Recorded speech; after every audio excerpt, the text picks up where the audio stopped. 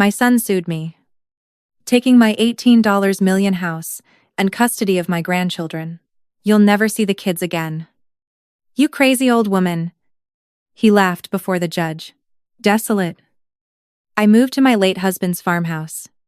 While cleaning, I found a safe hidden behind the stove. The combination was my birth date.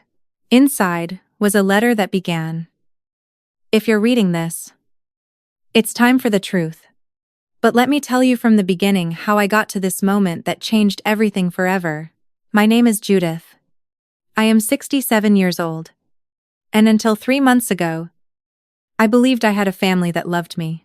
My husband, Joseph, died 2 years ago from a heart attack, leaving me a mansion valued at $18 million and several prosperous businesses. I thought my son Mark, a successful 42-year-old lawyer, would be my support in my old age. How terribly wrong I was. It all started when Mark arrived home with Vanessa, his wife, and the 8-year-old twins, Leo and Sophie. I was living happily with my grandchildren, caring for them, while their parents worked, cooking their favorite meals, taking them to the park. Mom, we need to talk. Mark told me that October afternoon with a seriousness that sent a chill down my spine. Vanessa was by his side, wearing that red dress that always seemed too bold for her, with an expression I couldn't decipher. What is it? Son, is something wrong? I asked, pouring coffee in my favorite sunroom, the one where Joseph and I had spent so many afternoons talking about our dreams. We've been watching you, Mom. Lately, you've been acting very strangely. You forget things. You repeat conversations. You leave the gas on. I froze. It was true that sometimes I forgot where I left my keys, or I'd repeat a story. But that happens to anyone my age. It didn't mean I was crazy. Mark, they're just normal little memory lapses. Your father had them at my age, too, I replied, trying to stay calm. But Vanessa leaned forward with those calculating eyes that always made me nervous. Judith, yesterday you gave the children ice cream for breakfast. The day before you forgot to pick them up from school.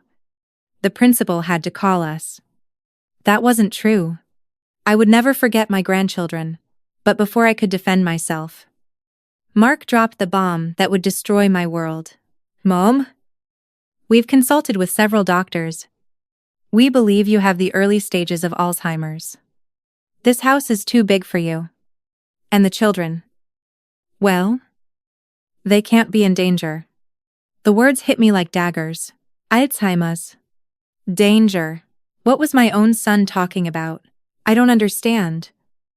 Mark, I feel perfectly fine. I've taken care of the children since they were born. I would never harm them. Vanessa and Mark exchanged a look that broke my soul. It was the look of two people who had already made a decision without consulting me. That's why we've decided it's best for you to move into a specialized care facility.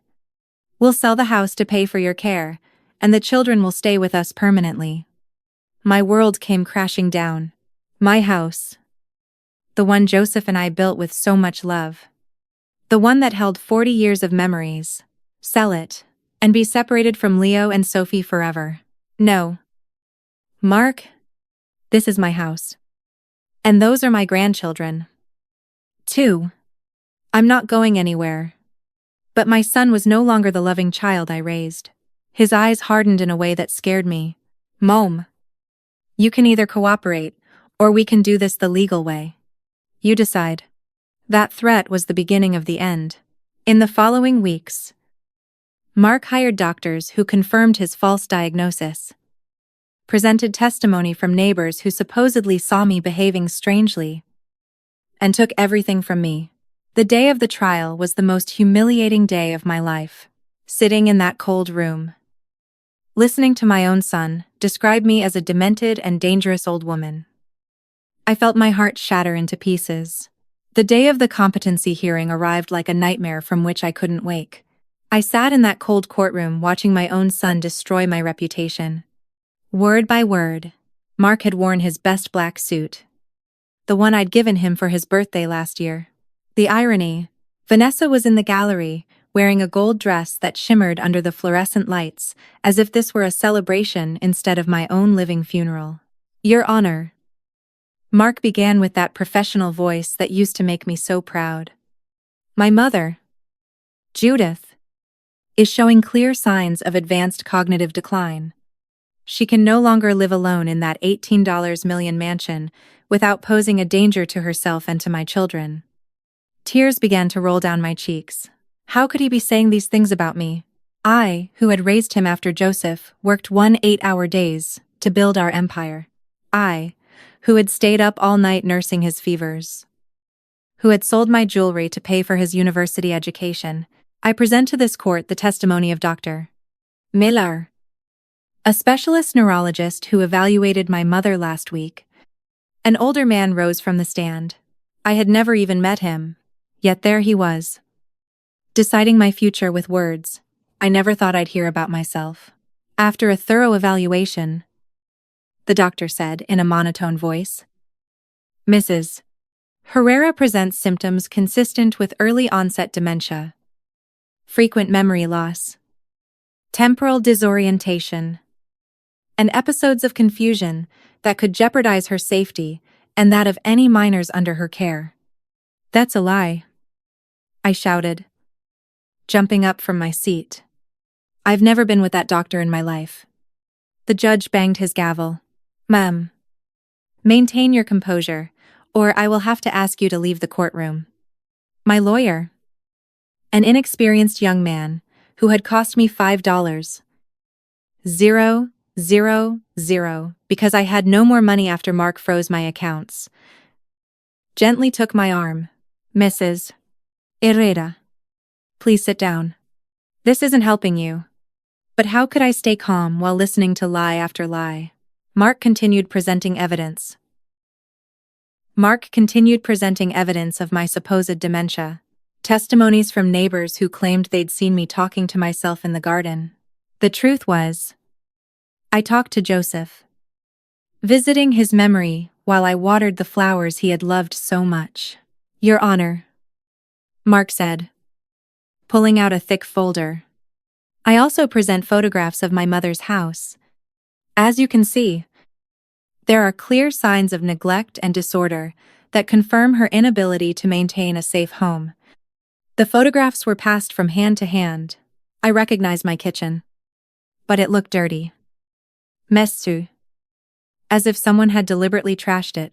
My living room was filled with stacks of old newspapers. My bedroom had clothes thrown everywhere. Those photos are doctored. I whispered to my lawyer. My house never looks like that. But no one was listening. Mark had orchestrated everything perfectly. Then came the worst part. Mark approached the stand and, with fake tears in his eyes that turned my stomach, began his final performance. Your Honor, it pains me deeply to be here today. I love my mother. But my children, Leo and Sophie, I deserve to grow up in a safe environment. Last month, my mother forgot to pick them up from school. They were found alone at 70 inches the evening, crying because they thought we had abandoned them. Liar, I screamed again. I would never do that to my grandchildren. But Mark continued his act. Last week, she gave them adult medication, thinking they were vitamins. We had to take them to the hospital to have their stomachs pumped. Every word was like a knife in my chest. My own son inventing terrible stories about me to get his hands on my inheritance.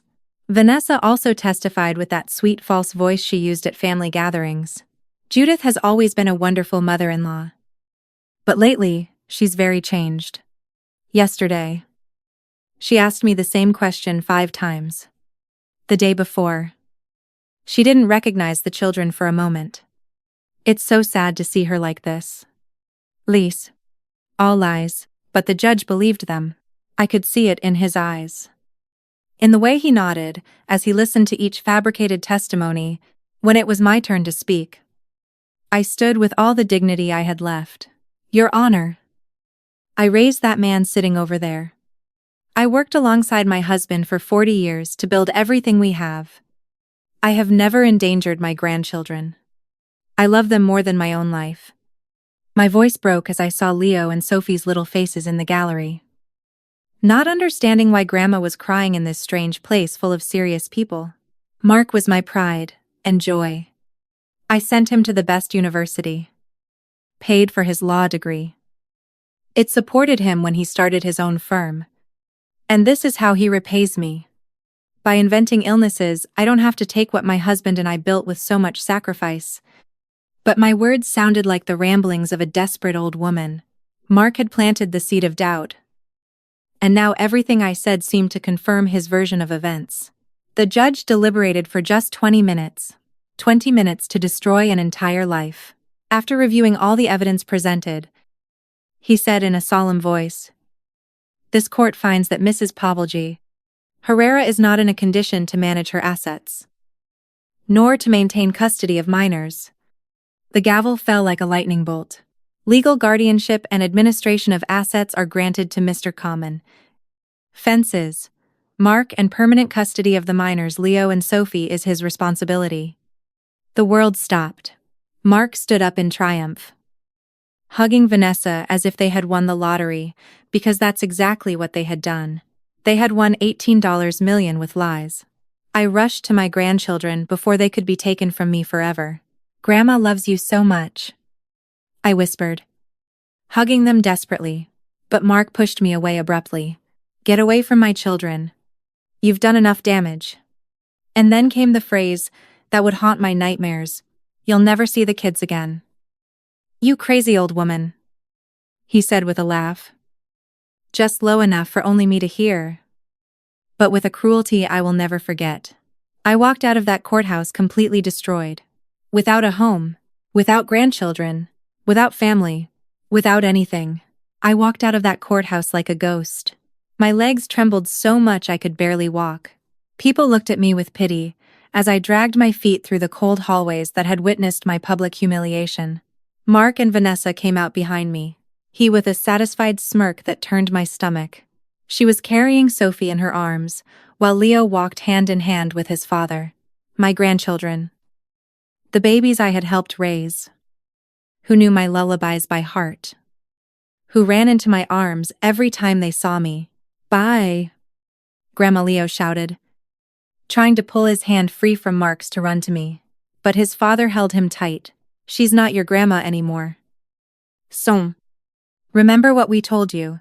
The lady is very sick and can't take care of you anymore." Tears completely blinded me.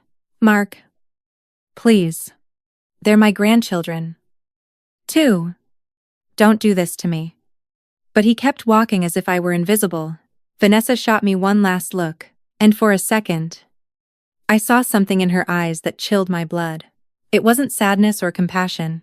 It was pure triumph. As if she had been waiting for this moment for years. My lawyer approached with a defeated look. "I'm so sorry, Mrs. Herrera. We did what we could. But the evidence against you was overwhelming." Evidence. It was all lies. Mark made up every word. I know. But legally we couldn't prove it. Mark is a very skilled lawyer. He prepared this case for months. Maybe years. Those words hit me like a hammer. Years. Did that mean my son had been planning to rob me for much longer than I imagined? The next few days were hell. I had 1 week to get my things out of the mansion that had been my home for 40 years.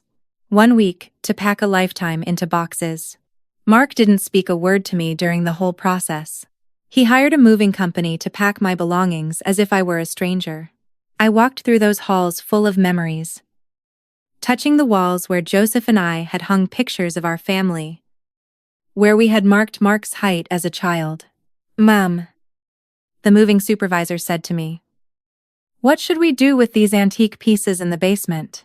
I went down to see what he was talking about. In a dusty corner were the first pieces of furniture Joseph and I bought when we were newlyweds. A wooden table he had repaired with his own hands. The chairs we had painted yellow together one Sunday afternoon. "Leave them," I told them, my voice breaking. I have no room for memories anymore. But Mark appeared behind me with that coldness that was now so familiar. Take it all. I don't want anything of hers in my house. His house. It was my house. The house Joseph and I built brick by brick. The house where he was born, where he took his first steps, where we celebrated every one of his birthdays. Mark. Please. Just let me keep a few pictures from when you were a child. Some memories of your father. He looked at me as if I were an annoying insect. I already told you I don't want anything of yours here. This house needs a deep cleaning after years of neglect. Neglect. I had kept that house immaculate for decades. Every corner sparkled. Every garden was perfectly manicured. But now Mark was describing it as if it had been a dump. Vanessa appeared on the basement stairs wearing tight jeans and a pink blouse that seemed too young for her 35 years. Honey. The decorators are here. They want to start on the main living room remodel. Remodel. It hadn't even been 3 days since they got the house. And they already wanted to erase every trace of my existence. Wait. Eat bagel? At least let me say goodbye to the grandchildren. I haven't been able to explain what's happening. Mark laughed with a cruelty I had never known in him. Explain what? That their grandmother is crazy. We already explained it to them. The children understand that you need specialized medical help. I'm not crazy, and you know it. The doctors say otherwise. Mom. And now. Please finish packing and leave. The children get scared when you get hysterical. Hysterical. That word hurt more than all the lies in court. I, who had always been a calm, thoughtful woman who had solved every family problem with patience and love, was now hysterical for defending my home and my grandchildren. That night, I slept in a cheap motel near the airport. I had nowhere to go. Mark had frozen all my accounts for my own good. According to the judge, I only had the cash I kept in my purse for emergencies. I sat on that hard, cold bed, surrounded by boxes of the few personal items I could salvage, and I cried, as I hadn't cried since Joseph's death. But these weren't tears of grief for a natural loss. They were tears of betrayal, of disbelief, of a wound I knew would never fully heal. The next day, I remembered the farmhouse. Joseph had bought the property 20 years ago when we dreamed of retiring to the country. It was 2 hours from the city, on a 5-hectare plot, surrounded by mountains. We had only gone a few times, because we were always busy with the businesses. But Joseph kept it, because he said one day, it would be our refuge. Maybe Mark doesn't know it exists. I thought with a thread of hope. I hired a taxi that cost me $200. Money I couldn't afford to spend. But I had no other choice. The driver looked at me curiously as he loaded my boxes into the car. Moving to the country. Mom, something like that, I replied, not wanting to explain my tragedy to a stranger. The drive was silent. I watched out the window as the city receded, taking with it everything that had been my life. Until that moment, the skyscrapers gave way to small houses, then open fields, and finally the mountains that surrounded Joseph's farmhouse. When we arrived, my heart sank. The property looked abandoned, as if no one had set foot there in years. The main house was small compared to the mansion, but it had a rustic charm that Joseph had adored. The wooden walls were faded, the windows were fogged, and the garden was completely overgrown with weeds. Are you sure you want to stay here? Ma'am? The driver asked, seeing my crestfallen face. Yes. I'll be fine here, I lied, paying him and watching him drive away down the dusty path. I was left alone in the middle of that absolute solitude. The silence was deafening after so many years of city life. He opened the main door, with the key Joseph kept under a broken flower pot. The inside smelled of dampness and neglect. Furniture covered in white sheets looked like ghosts in the dim light. Everything was coated in a layer of dust, so thick that my footsteps left prints on the floor. The first night was terrible. There was no electricity. The water ran brown from the pipes, and every sound startled me. I lay down on an old mattress I found in the main bedroom, hugging the only photo I had managed to save of Joseph and me on our wedding day. What would he have done in my place? I wondered, feeling his absence like a physical pain. The next few days, I dedicated myself to cleaning. It was the only thing I could do to keep from going truly mad with my thoughts. Cleaning gave me a purpose. It made me feel useful when my entire world had lost its meaning. It was on the 5th day, while I was scrubbing the kitchen, that my life changed forever. It was on the 5th day, as I was scrubbing the kitchen with all the strength I had left, that something changed forever. I had been cleaning since dawn, trying to keep my mind busy so I wouldn't think about Leo and Sophie. I wondered if they missed me, if Mark had told them I had died, if they would one day understand the truth of what had happened. The kitchen was small but cozy, with wooden cabinets that Joseph had installed with his own hands. I remembered when we used to come on weekends, and he would insist on cooking for me.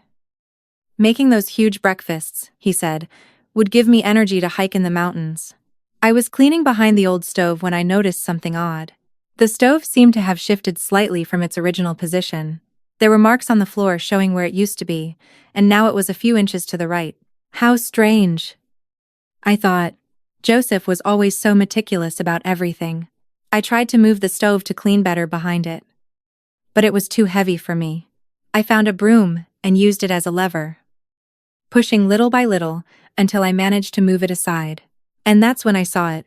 There, embedded in the brick wall, was a small but sturdy safe. The metal gleamed as if it had been recently installed, a stark contrast to the aging kitchen walls. My heart began to pound so loudly I could hear it in my ears. Why would Joseph install a safe in secret? What could he have kept in there that he hadn't told me about? The safe had a modern digital keypad, completely out of place in this rustic kitchen. It looked like one of those that opens with a 6-digit numerical combination. I stood in front of it for several minutes, trying to process what I had found. Joseph and I never kept secrets.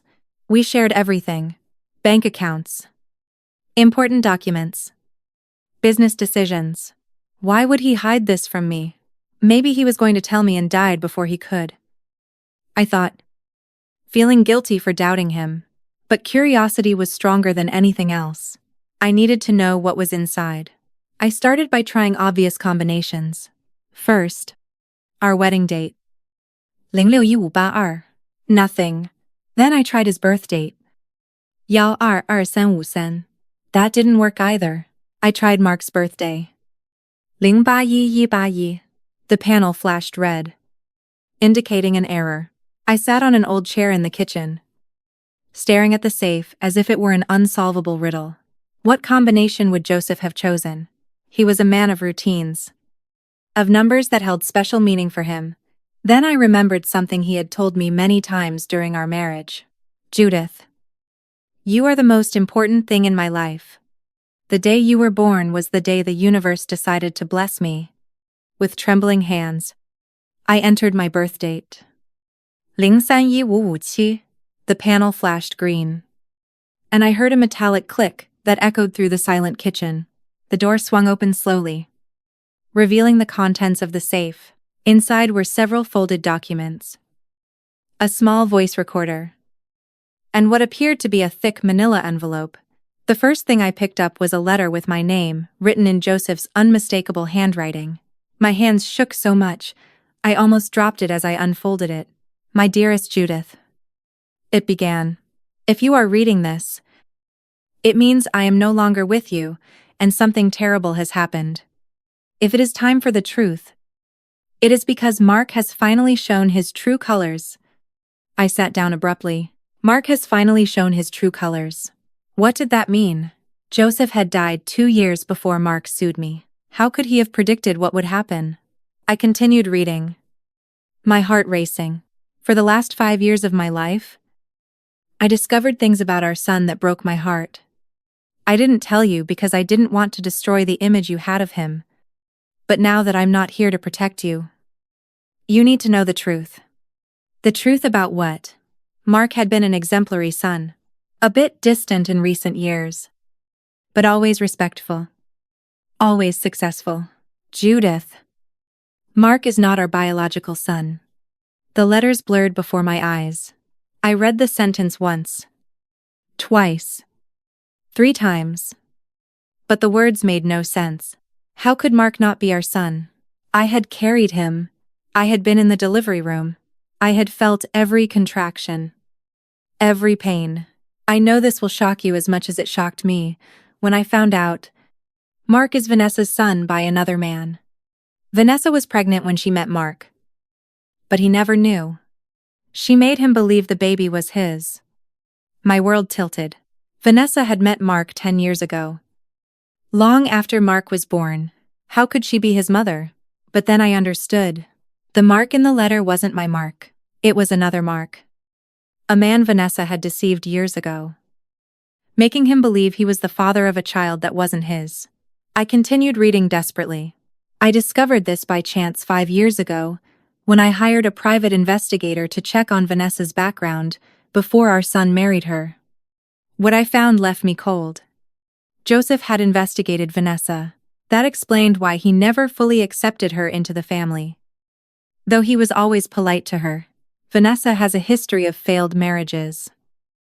Always for money. Her first husband was an older, wealthy, but sickly businessman. He died under suspicious circumstances 2 years after they married. He left her a considerable inheritance that she squandered in less than a year. My hands trembled so much I had to put the letter down on the table to continue reading. Her second husband was Mark Hernandez, a young, successful lawyer, much like our Mark. Vanessa got pregnant immediately after marrying him. But the investigator discovered she had been having an affair with another man for 7 months. When Mark Hernandez demanded a paternity test, Vanessa disappeared with the baby. My breathing quickened. Vanessa had fled with a baby that wasn't her husband's. A baby that, Judith. That baby is who we now know as our grandchildren. It couldn't be true. Leo and Sophie. My beloved grandchildren. I weren't really my grandchildren. But the letter continued. Our Mark fell head over heels for her and adopted the child as his own. He never knew that Vanessa had specifically chosen him because he had the same name and profession as the child's real father. Tears began to fall on the paper, smudging the ink. It was all starting to make sense. The way Vanessa always seemed to be calculating something. How she had insisted that Mark legally adopt the child. How she always looked at me with that strange expression. But the worst part, my love, is what I discovered later. But the worst of it, my love, is what I discovered later. My hands trembled as I turned to the next page of the letter. Joseph had discovered something even worse than all the rest. I braced myself for the next blow. Though I wasn't sure my heart could take any more revelations, Vanessa not only deceived Mark about the child's paternity, she has also been poisoning him against you from the moment they got married. I have found evidence that she has been planning to get her hands on our fortune for years. Poisoning him against me. I remembered all the small changes in Mark I had noticed, but had chalked up to the stress of marriage and fatherhood. How he had started to question my decisions. To suggest I was aging poorly. To hint that maybe I needed help. I found recordings of conversations between Vanessa and a friend of hers where they plan, step by step, how to get Mark to declare you mentally incompetent. Vanessa knows corrupt doctors who are willing to sign any diagnosis for money. The air left my lungs. Vanessa had orchestrated everything from the beginning. Every doctor who testified against me, every false testimony, every fabricated piece of evidence. I also discovered that Vanessa has been subtly drugging you during family dinners for the last 2 years. Small doses of medication that cause temporary confusion and memory loss. That's why you sometimes felt disoriented after visiting them. I remembered those evenings at Mark's house when I'd feel strangely dizzy after dinner. When Vanessa would insist I have a second cup of coffee for digestion, how I would sometimes forget where I put my car keys when leaving their house, or repeat a story without realizing it. Vanessa documented every one of these episodes that she herself caused. Recorded videos of you acting confused. Took photos of you when you looked disoriented. All to build her case against you. The tears now flowed freely down my cheeks. My own daughter-in-law, the mother of my supposed grandchildren, had been systematically poisoning me to steal my life. Mark knows nothing about this. Judith. He genuinely believes you are sick because Vanessa has shown him all this false evidence. She has manipulated him so skillfully that he is convinced he is protecting you by taking away your independence. That hurt even more. To know that my son wasn't evil, but a victim of the same woman who had destroyed me. Mark truly believed he was doing the right thing. But there's more you need to know. My love. Things that will change everything. More. How could there possibly be more after all this? Vanessa doesn't just plan to take your inheritance. She also plans to get rid of Mark once she has total control of the assets. My blood ran cold. Get rid of Mark. What did that mean exactly? I found evidence that Vanessa has researched our family's medical history, specifically the heart problems that affected my father and me. She knows Mark has a genetic predisposition to heart attacks.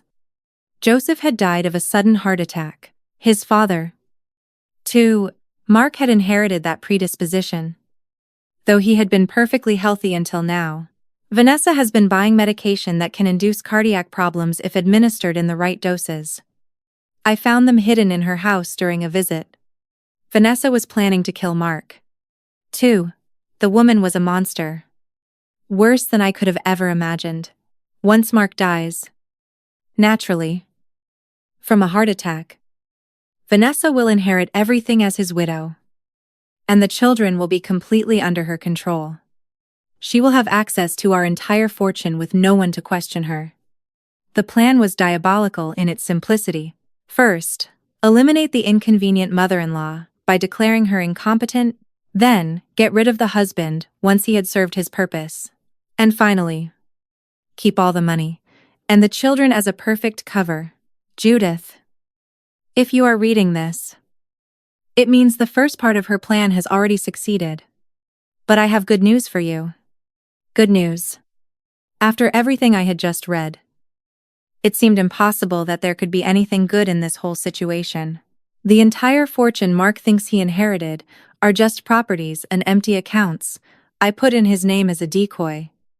The real fortune, the $28 million, is in accounts and investments that only you now know about. $28 million. I thought our fortune was $18 million. Joseph had been hiding additional money. In this safe, you will find all the documents that prove Vanessa is a con artist and a potential murderer. You will also find the deeds to properties Mark doesn't know exist, bank accounts in tax havens, investments that generate $500,000 a month.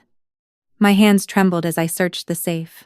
Sure enough, there was a thick manila envelope full of documents, deeds to properties in different countries, bank statements showing amounts that made me dizzy, investment certificates in international companies. I have also left recordings of Vanessa confessing her plans, photographs of the medication she bought to kill me and to kill Mark, and a will that leaves everything, absolutely everything, in your name. I found the small recorder I had seen earlier. I turned it on with trembling hands and heard Vanessa's voice speaking to someone on the phone. Yes. We're almost done with the old woman. The hearing is next week. Once Mark has control of everything, we'll start phase 2. The medication you got me will work perfectly. A heart attack during the stress of managing his crazy mother's estate will look completely natural. The voice was unmistakably Vanessa's, cold and calculating, talking about my son's death as if she were planning a vacation. More recordings followed. Vanessa laughing as she described how she had been drugging me during family dinners. Vanessa talking to the corrupt doctor about which symptoms he should mention in his testimony. Vanessa planning how she would spend the millions once Mark was dead. The last document you'll find, my love, is a letter addressed to the FBI.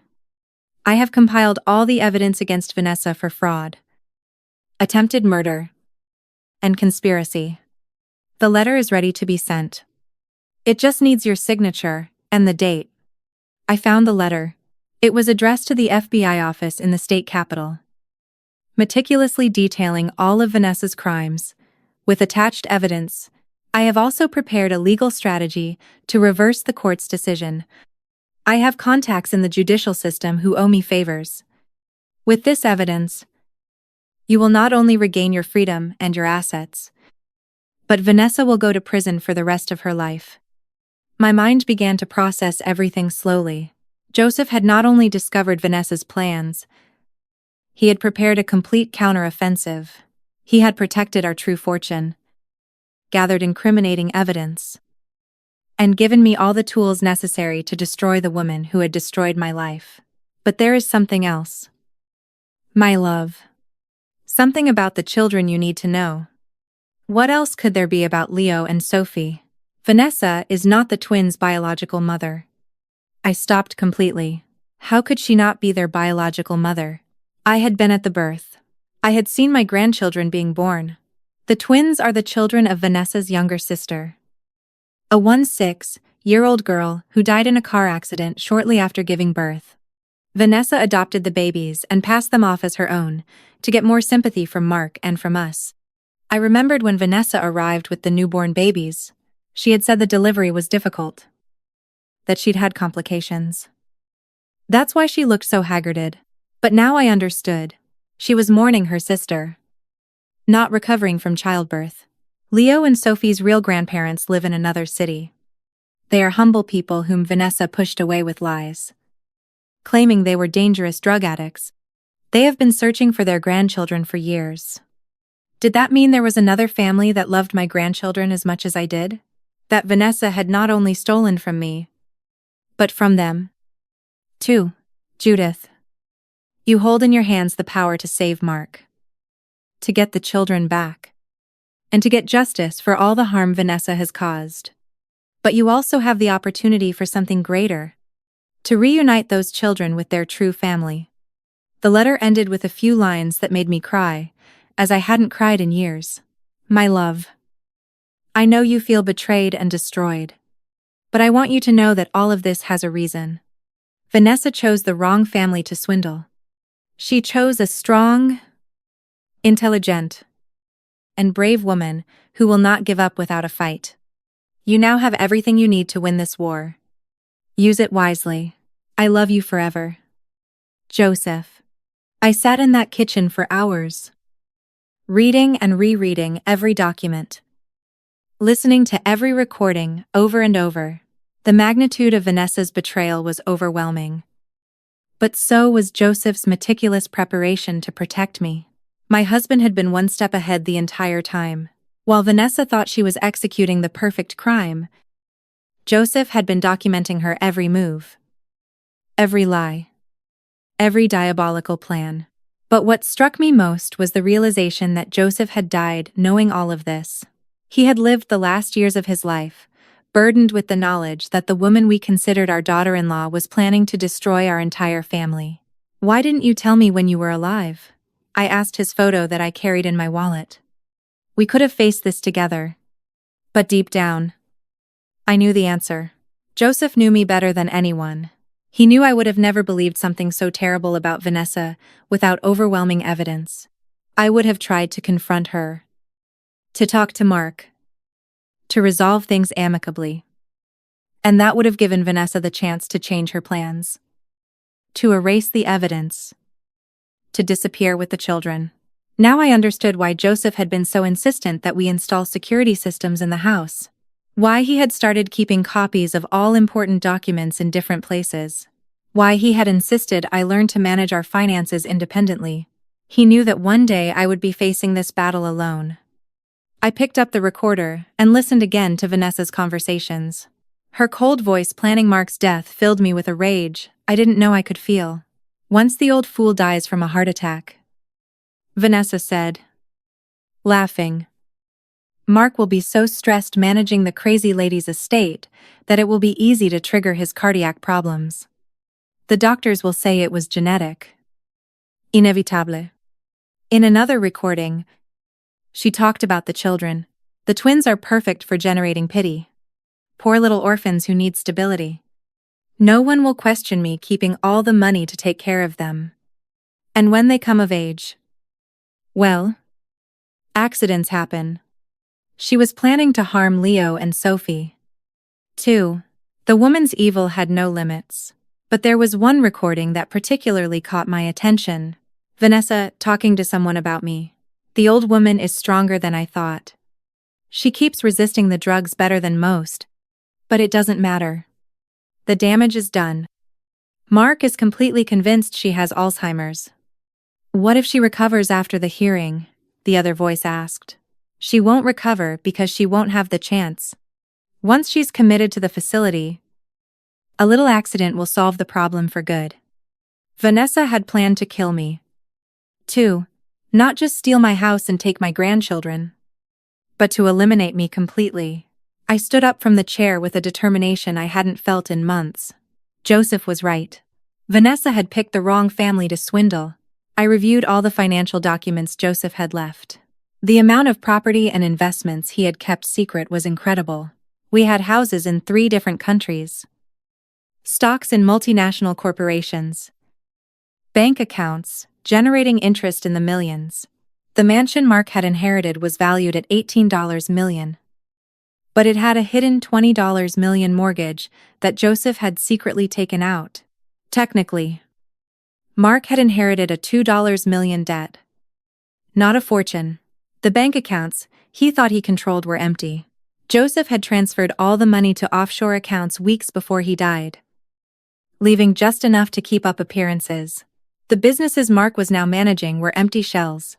The real contracts, the major clients, the profitable investments, all were under corporate names that only I now knew.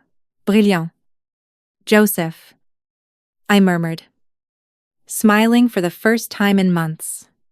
You gave them exactly what they deserved. Problems and debts. But my smile faded when I thought of Mark. My son was being manipulated as much as I was. He truly believed he was taking care of his sick mother and managing a legitimate inheritance. He didn't know his wife was using him and planning to kill him. I picked up the cell phone I had bought the day before and dialed the first number on the list Joseph had left. Robert Sterling, an attorney specializing in financial fraud and reversing competency rulings. Sterling Law Office. A secretary answered. This is Judith Herrera.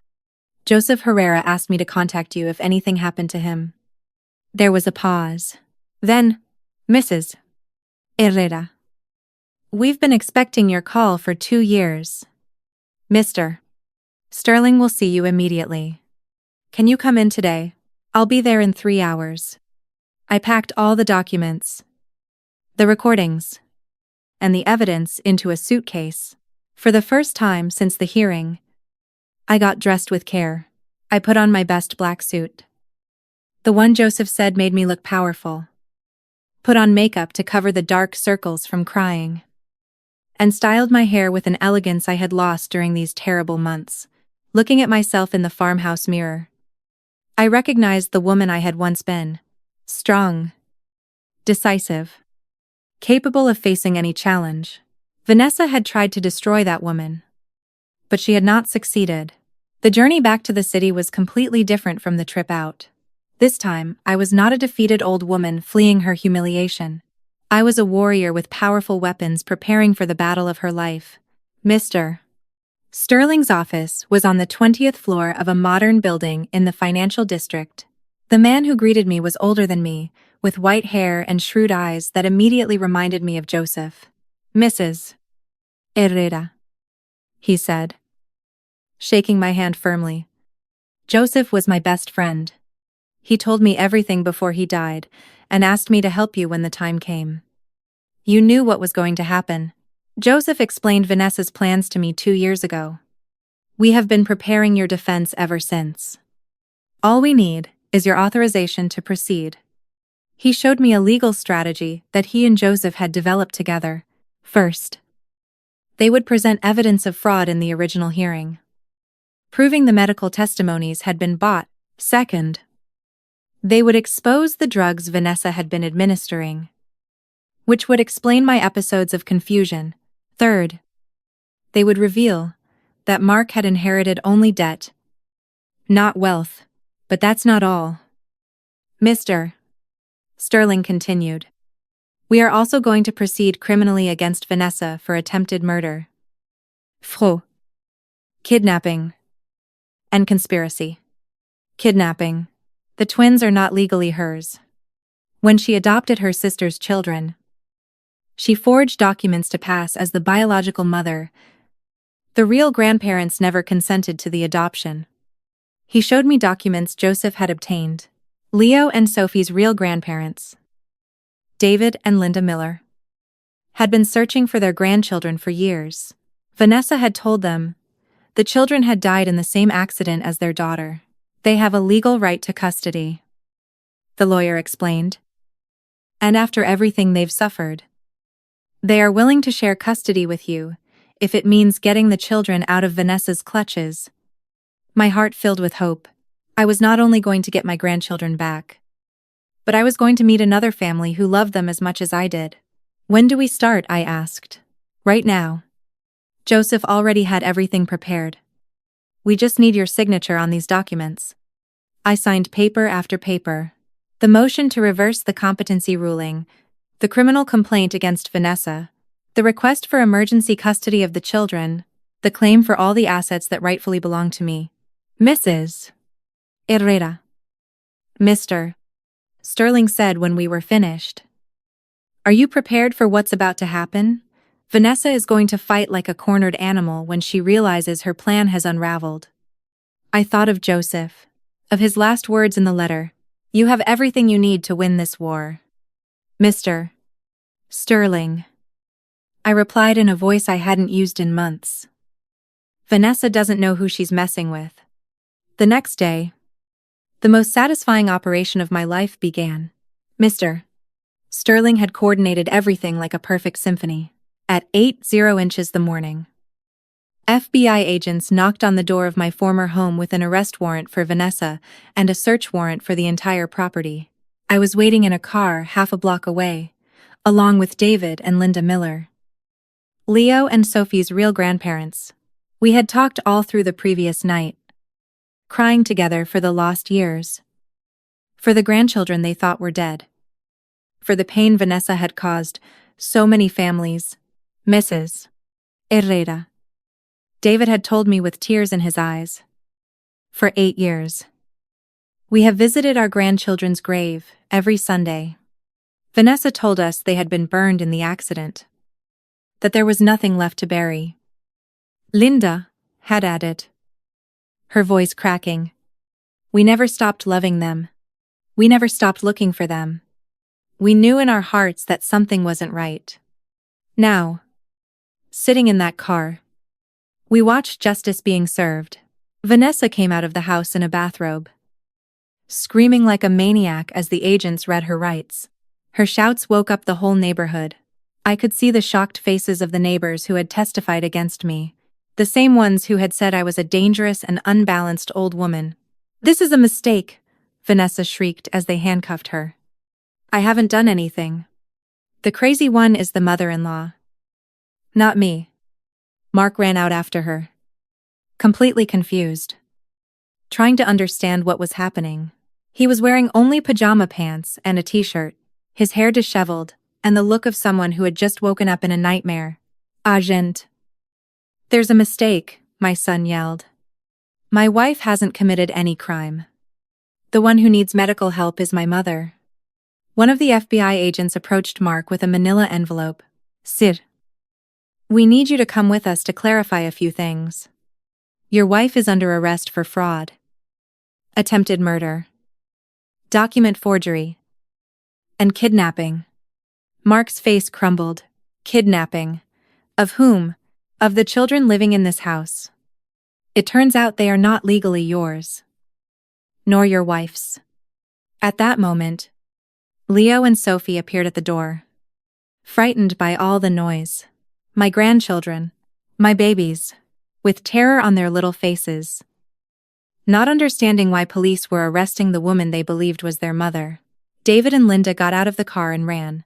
They didn't care that there were FBI agents, news cameras that had appeared out of nowhere, or curious neighbors recording everything on their phones. Leo, Sophie, Linda cried, tears streaming down her face. The children froze when they saw these strangers running toward them. But then something magical happened. When David knelt in front of them and smiled with his kind eyes. Sophie tilted her head as if remembering something from long ago. "Grandpa Davy," the little girl whispered. "Yes, my love. I'm Grandpa Davy. And she's Grandma Linda. We've been looking for you for a very, very long time." Leo recognized them. 2. The children were only a few months old when Vanessa stole them. But the memory of true love is never completely erased. Mark was paralyzed watching the scene. "I don't understand. Who are you? Why do the children know you?" Then I got out of the car. The moment Mark saw me, it was as if he had seen a ghost.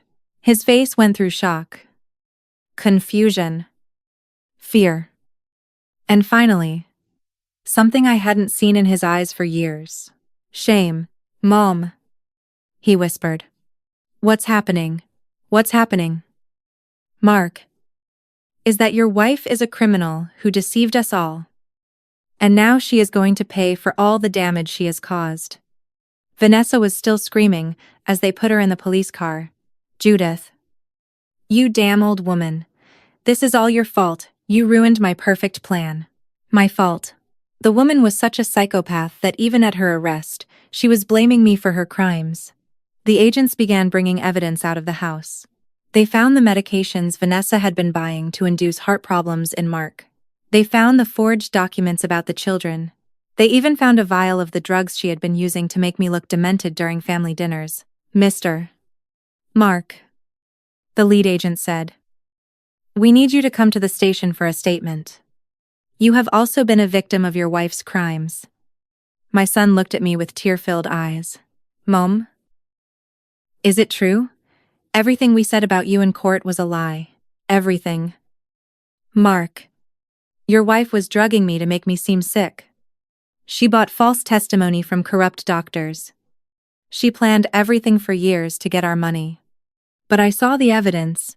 I saw you confused, losing your memory. Because she was poisoning me. Every time I ate at your house. Every time she served me coffee or dessert. She gave me drugs that made me act that way." Mark collapsed onto the front steps. The guilt. The shame. The realization of what he had done. It all hit him at once. "May God." "Mom. What have I done? I took your house. I took you away from the children. I humiliated you in public. And all because of that woman." The children ran to me. Grandma Judy," they cried, hugging me with that pure strength that only children have when they feel true love. "My babies." I wept, holding them as if I would lose them again. "Grandma never stopped loving you. Not for a single day. Vanessa told us you were very sick." Leo said, "That's why we couldn't see you." She also said, "You might die soon." Sophie added, "That's why we were so sad." Vanessa's cruelty knew no bounds. Not only had she kept me from my grandchildren, but she had psychologically tortured them by making them believe their grandmother was dying. Linda approached timidly. "Children, do you remember us? We're the parents of your real mommy. The one who's in heaven." Sophie nodded. "Mommy used to talk about you before the accident. She said you were the best grandparents in the world." David took out his wallet and showed them pictures of Vanessa's younger sister. "The twins. Real mother. This is your mom when she was your age. See how much you look like her." The children looked at the photos with fascination. They did indeed look so much like their biological mother. "Vanessa never let us see these," Leo whispered. "She said all the photos burned in the accident." Mark approached slowly, still in shock. "Mom, can you ever forgive me? I know what I did is unforgivable. But I really believed." "Mark," I interrupted, "you were a victim of Vanessa. Too. She manipulated all of us. But the important thing now is to fix things." Mr. Sterling arrived with more documents. "Mrs. Herrera, The judge has agreed to review the competency case with extreme urgency. With all the evidence we have, it will be overturned by the end of the week. And the house. The house legally never stopped being yours. Mark only had power of attorney based on fraudulent medical statements. Once the fraud is proven, you will automatically recover all your assets. Mark looked at me in surprise. But what about the businesses I've been managing? The bank accounts, Mr.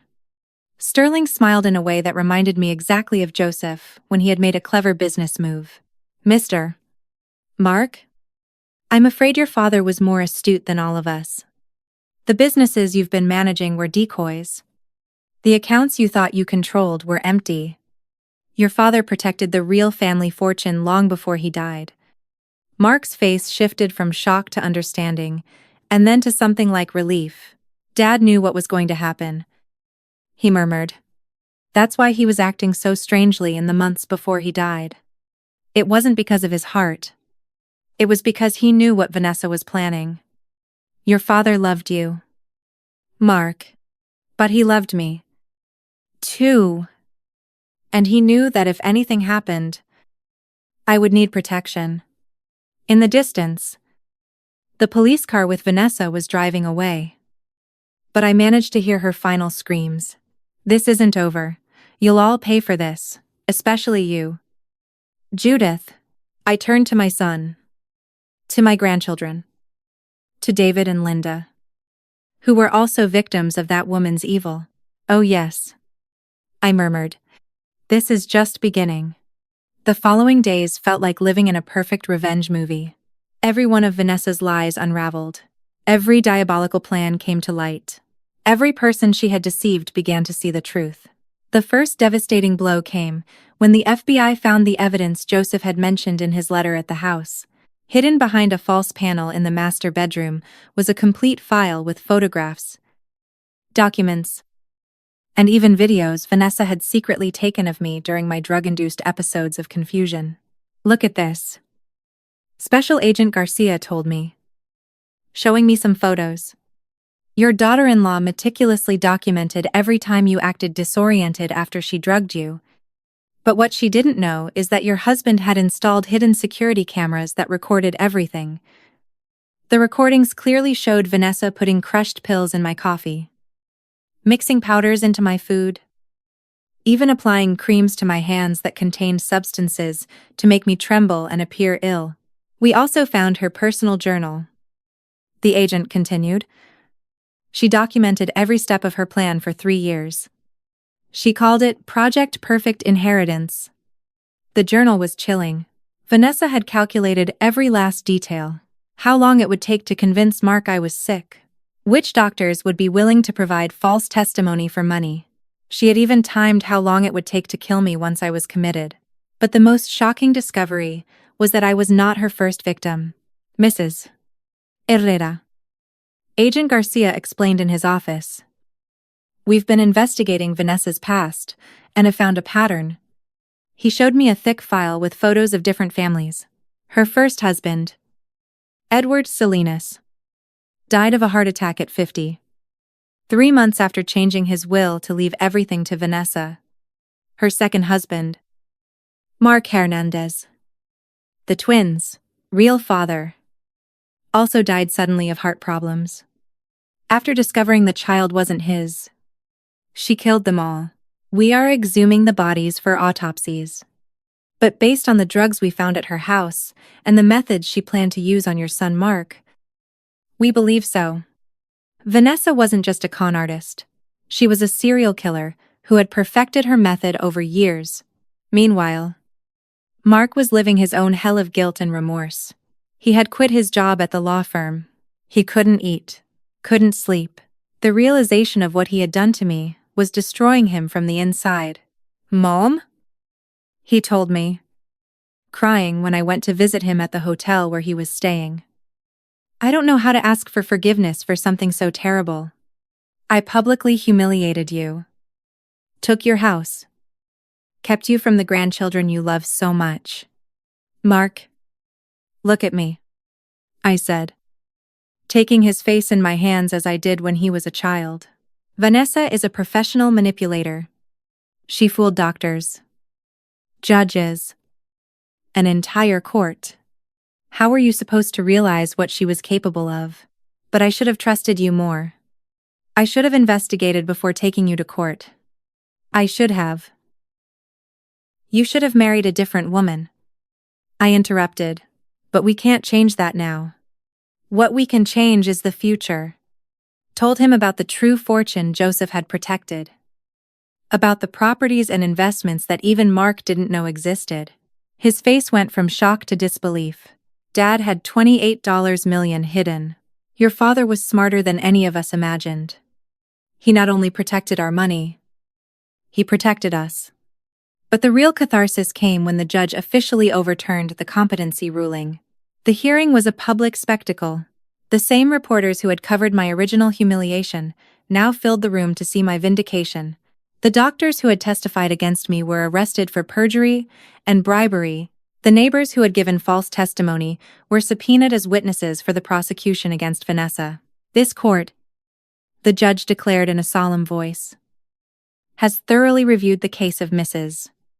Judith Herrera and has found overwhelming evidence that she was the victim of the most elaborate and cruel fraud I have seen in 30 years on the bench. The gavel fell. But this time in my favor. The ruling of mental incompetency is completely nullified. All assets are restored to Mrs. Herrera. And a full criminal investigation is ordered against all participants in this fraud. The courtroom erupted in applause. Mark wept by my side, squeezing my hand, as if asking for forgiveness. Leo and Sophie, who now knew the whole truth, hugged me tightly. But the sweetest moment came when I returned to my mansion. Mark had hired a cleaning company to erase all traces of Vanessa's presence. The decorators she had called were immediately fired. Every change she had made to my home was reversed. I want the house to be exactly as you had it, Mom, Mark told me as he supervised the work. I want to erase every last vestige of that woman from our lives. The children were ecstatic to have their real grandmother back. They ran through the house showing me everything Vanessa had changed. Everything they had missed during these terrible months. Grandma Judy, Sophie told me, you're not going to live in that ugly house in the country anymore. No, my love. Grandma is home for good. David and Linda had decided to move to the city to be close to their grandchildren. I gave them one of the properties Joseph had bought years ago. A beautiful house just 10 minutes from mine. Mrs. Herrera, David told me with tears in his eyes. We don't know how to thank you for giving us back our grandchildren.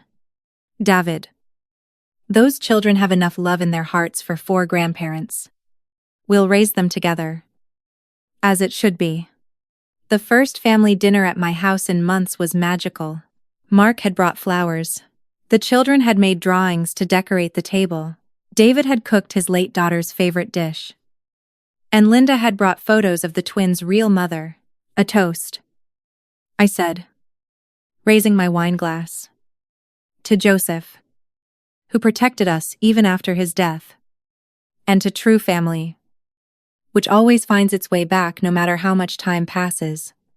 But amidst all this recovered happiness, I knew the final chapter was missing. Vanessa had been arrested. But her trial was just beginning. The media was following the case obsessively. It had become the biggest scandal of the year. The daughter-in-law who tried to murder an entire family for money. Are you going to the trial?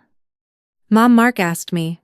Not only am I going, Mark, I'm going to testify. That woman is going to hear from my own mouth what it feels like to be betrayed by someone you trust. The day I received the subpoena to testify against Vanessa, I smiled in a way I hadn't smiled in months. It was the smile of a woman who had lost everything and gotten it back. Multiplied. It was the smile of someone who had been underestimated by the wrong person. Vanessa, I murmured, looking at the summons. Now you're going to meet the real Judith. The children were playing in the garden. Mark was helping with the dishes in the kitchen. David and Linda were telling stories about their daughter in the living room. My house was full of life. Of love. Of the true family Vanessa had tried to destroy. But there was something else Joseph had left in that safe that I hadn't used yet. Something that would make Vanessa's fall even more spectacular than she could ever imagine. And I was waiting for the perfect moment to use it. The day of Vanessa's trial arrived like the dawn after the longest storm of my life. I woke up early, dressed in my most elegant suit. The same kind I wore when Joseph and I went to the most important business meetings. Today, I wasn't just Judith, the grandmother who had gotten her family back. Today, I was the woman who was going to close the most painful chapter of her life forever. Mark accompanied me to the courthouse. Neither of us spoke much on the way. He knew this day was crucial, for my complete healing. And I knew he needed to see Vanessa punished as much as I did. The courtroom was packed. The media had turned the case into a circus. The Black Widow who deceived an entire family. The headlines read, "The $1 million fraud that shocked the nation." The TV news reported, when Vanessa entered in handcuffs, I was struck by her transformation.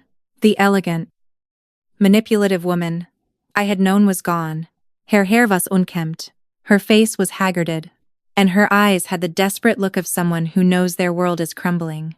But when she saw me in the gallery, something in her gaze changed. For a second, I saw a flash of that cold cruelty she had hidden so well for years. "Your Honor," the prosecutor began, "the state will present overwhelming evidence that the defendant, Vanessa Miller, perpetrated one of the most elaborate and cruel frauds in the history of our judicial system." Over the next few hours, I listened as all of Vanessa's crimes were laid bare. The medications she had bought to kill me, and Mark, the forged documents about the children, the purchased medical testimonies, the recordings where she planned our deaths as if it were a shopping list. When it was my turn to testify, I stood with all the dignity Joseph had taught me during 40 years of marriage. "Mrs. Herrera," the prosecutor said, "can you describe to the court how you felt when you discovered that the woman you considered your daughter-in-law had been systematically poisoning you?" "Your Honor," I replied, looking directly at Vanessa. I felt as if I had been living with a venomous snake for years without realizing it. But I also felt proud that my husband had been smarter than she was. Vanessa glared at me. But I continued. "This woman not only tried to steal my money and my house, she tried to steal my grandchildren, my dignity, my sanity, and finally my life. But what hurts me the most is that she was willing to kill my son, a man who sincerely loved her, just for greed." "What would you say to the defendant if you could speak to her directly?" The judge gave me permission to address Vanessa. I stood from my seat and walked toward her. Her eyes followed me with a mixture of hatred and fear. "Vanessa," I said, my voice clear and strong, "did you think you had chosen the perfect family to swindle? An elderly widow? A trusting son? Helpless children? Did you think we were easy victims?" She tried to interrupt me, but the judge silenced her. "But you made a fatal mistake. You underestimated the power of true love. Joseph loved me so much that he protected me, even after his death. Mark loves me so much that he is destroyed by the guilt of having believed you. And those children you tried to take from me love me so much that they never stopped asking for their grandma." Tears began to roll down Vanessa's cheeks, but they weren't tears of remorse. They were tears of rage at having been discovered. "And now," I continued, pulling the last document Joseph had left in the safe from my bag, "I want you to hear this." I handed the paper to the prosecutor. It was a full confession that Joseph had secretly recorded from Vanessa, where she admitted to killing her previous husbands and detailed exactly how she planned to kill Mark and me. When the recording began to play in the courtroom, Vanessa completely collapsed. Her cold, calculating voice filled the room. "The idiots never suspect a thing when they die of heart attacks. It's the perfect crime. And when Mark dies, I'll have almost 30 million and 2 kids to make everyone feel sorry for me for the rest of my life." The room erupted in horrified murmurs. Even the judge seemed shocked by the coldness of her words. "That recording is illegal," Vanessa shouted. Joseph Herrera had no right to record me without my consent. Ma'am, the judge replied in a stern voice. When you were on private property planning murders, have you forfeited any expectation of privacy? Vanessa's defense attorney, who had been fighting an impossible battle from the start, finally gave up. Your Honor, my client wishes to change her plea to guilty on all charges. But Vanessa jumped up furiously.